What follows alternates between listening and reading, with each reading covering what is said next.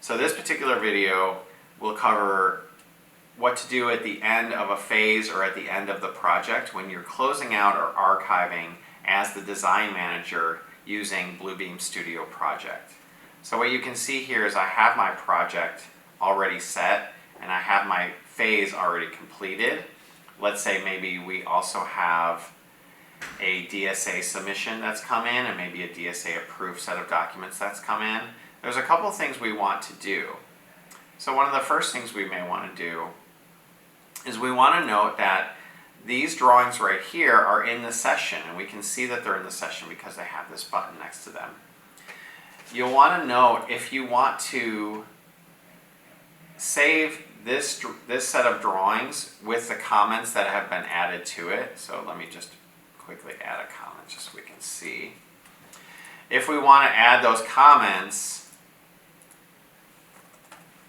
and we want them to be recorded here into this PDF file, you have to right click and you have to update the project copy in order for the comments that have been added in the session to be moved back into the drawing that is in the Bluebeam Studio project. So that's one thing you want to do. Maybe before you do that though, maybe you want to download a copy of the drawing itself so you have a clean copy of the drawing without any markups. So a couple things that you can do prior to this archival process is to maybe download a copy to your local drive. Another thing that you'll want to do now is you'll want to actually start moving these into the archive folder.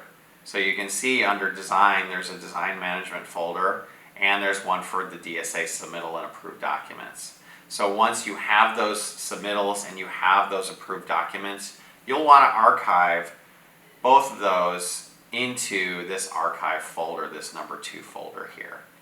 You can also, in design management, archive the phases once you're closed out of those phases. Now, for the drawing itself, if you have documents that have comments and you want to export those comments out or summarize those comments out, there's 2 ways you can do that. We're looking at this button right here, which is the summary button. If I click the down arrow, it gives me a bunch of choices, but the ones I want you to focus on are CSV, which is a comma-separated value file which works in Excel, and PDF. So the difference between the two is this just exports the markup information itself, the information that kind of looks like it's in Excel already. It actually puts it into a format that works with Excel.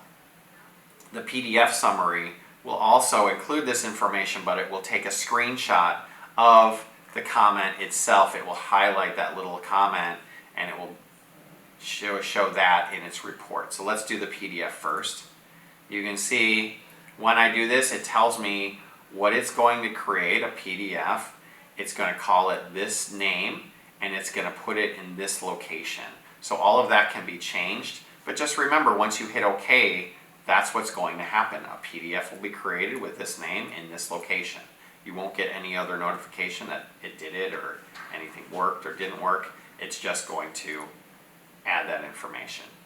I can, if I want to, sort columns. I can sort maybe by page label, so I have them in order based upon the page label or based upon the author, the person who's actually made the comments.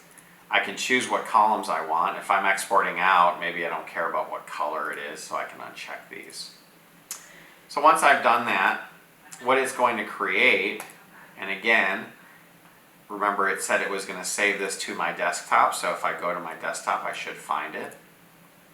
You can see as a PDF summary, it's going to create the information along with a little screenshot of this.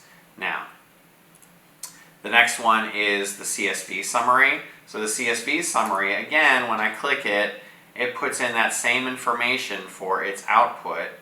It tells me where it's going to save it, it tells me what it's going to call it, and then it gives me the choices where I can start to turn off some of these if I want to. So I'm probably just going to turn off the color and leave all the rest. If I wanted to start sorting and filtering, you can do that as well. So once I click OK, again, nothing happens except when I come out to my desktop, you see that CSV file has been created. I can double click that CSV file and I can open it up inside of Excel. I can then in Excel start to format the information. One little trick that I want to show you here is that if you want to set up something that works as a template and then save it as a template onto your desktop, we'll save it as an Excel workbook and we'll call it template. So once I have saved it as a template, what I can do in the future is if I get another one of these CSV files, here's a different one right here, I can open that file up and then I can take the information, I can take the information from here. Let's delete these two.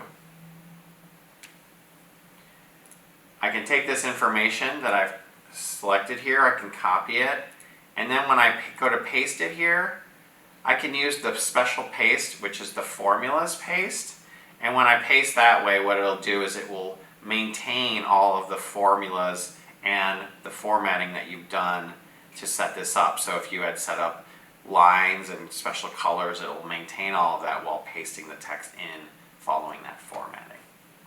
So that concludes some of the various ways in which you can export out your comments and close out your drawings at the end of a Bluebeam Studio project.